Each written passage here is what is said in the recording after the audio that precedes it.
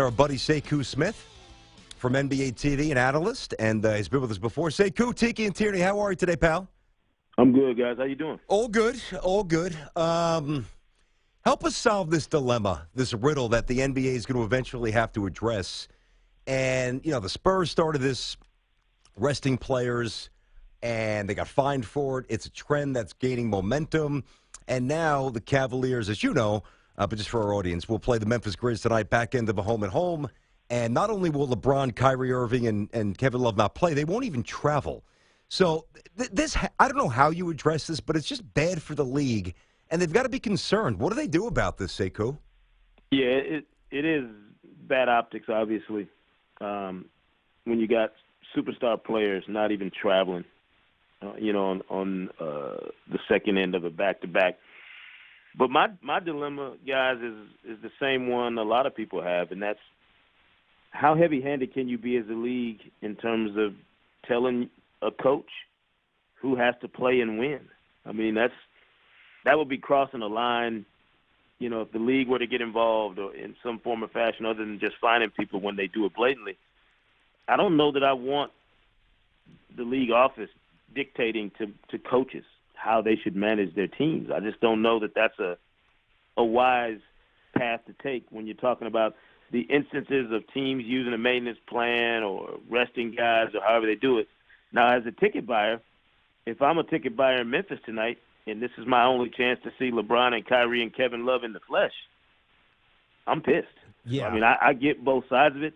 I just don't know if there's an easy remedy for the league. Sekou, don't you think that it would be smart or prudent for LeBron, I guess Kyrie and Kevin Love as well, but mostly LeBron, to at least travel? Even if you go sit and have a suit on, it's a business trip. You don't want to set a precedent that you're excluded from, what the team, the organization is trying to do as a whole. Don't you think that'd be something LeBron would actually fight back against? I will travel with the team even though I'm not going to play. Well, I think earlier in his career that might have made sense, to be honest with you. But at this stage of the game, I think everybody knows that a guy like LeBron is going to be held to a different standard and have a different set of rules. I don't think it's fair. I don't think it's right. But I think anybody that would assume otherwise about a player of that stature would be naive.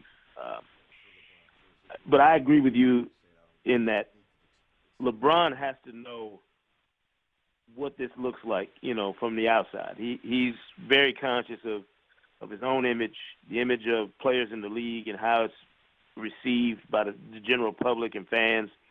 And you're right. I mean, if they were there in turtleneck sweaters and sport coats, I think that would go over a lot better than them not showing up at all.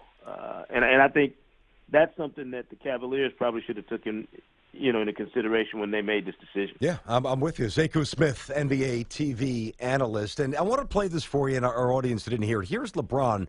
He addressed this. I just want you to play this. I want you to hear this, and then I want to ask you something. Go ahead, guys. I do whatever my coach asks me to do.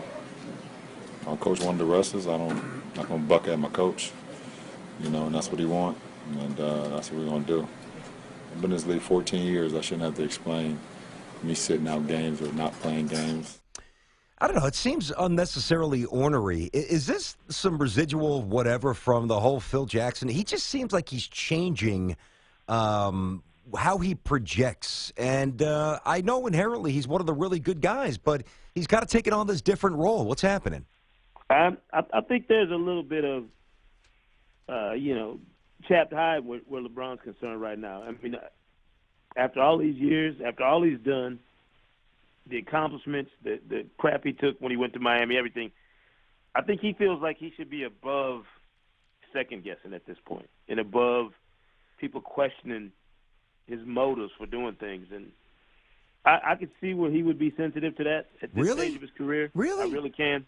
But I don't think it makes for an easy explanation if you're the Cavaliers or if you're LeBron, where you start battling back and forth with the media. And I don't know that that's what this is. I think Kevin Durant went through something similar his last year and a half or so in Oklahoma City, where he seemed like his skin got a little thinner and he was more sensitive to criticism and reacted differently to his, with his daily, interactions with the press. And the interesting thing about what LeBron had to say was that, hey, my coach wants me to rest. I don't bucket my coach.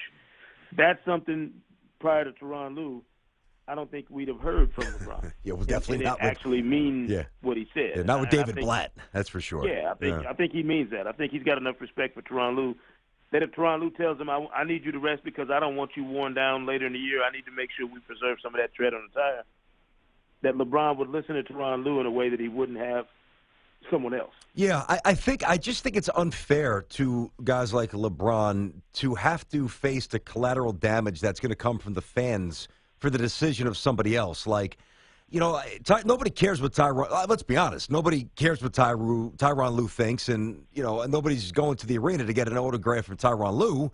You go in to watch LeBron, whether it's on the layup line or making a jump shot in the third quarter.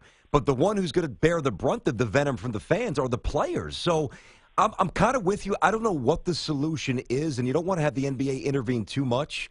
But there's got to be a middle ground where the players are absolved of this and the fans aren't completely penalized. I don't know what it is, though.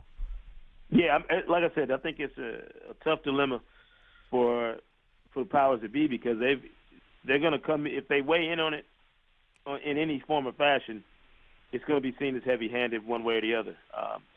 I'll say this: the one person who's got to be pretty excited and happy about this development is David Fizdale in the Memphis Grizzlies, because this means you get a better opportunity at knocking off Cleveland and continuing what has been, I think, the best coaching job in the most surprising development, you know, in terms of teams in the entire league through the first quarter of the season. The Grizzlies have been remarkable. Yeah, no, Fizdale's done a hell of a job given the injuries and issues they've had to deal with. I got to tell you, another guy that you have to start thinking about in this conversation also is Hornacek and what he's done in New York.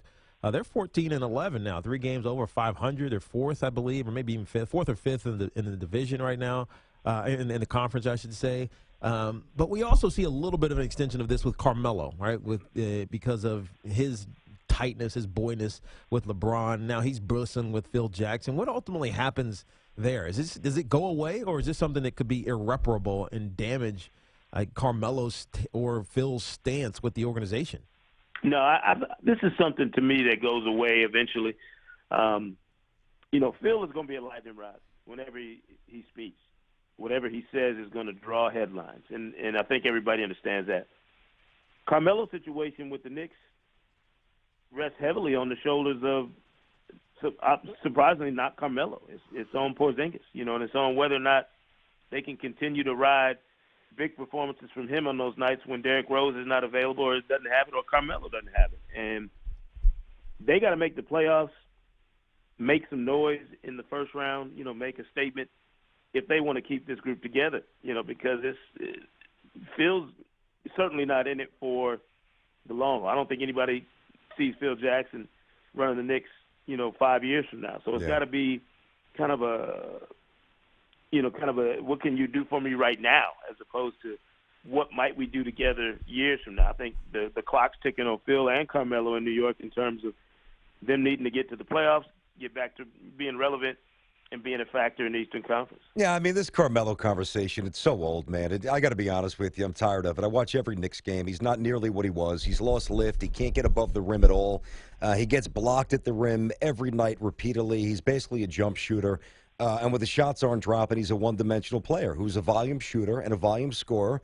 And it's not about Carmelo to me for the Knicks. It's about Porzingis because the Knicks will never win with Carmelo Anthony. I honestly believe that, ever.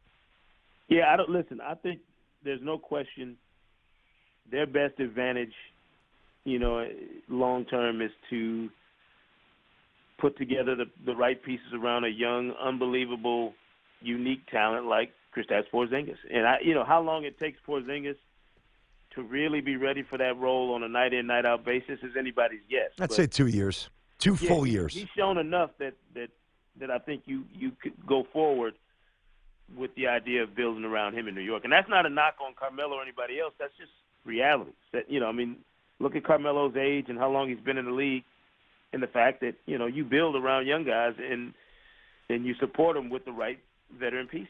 It's the recipe. Hey, Sekou, good catching up, buddy. We'll keep watching you on the tube. Thank you very much. Thanks, guys. You got it. Sekou Smith, NBA TV analyst.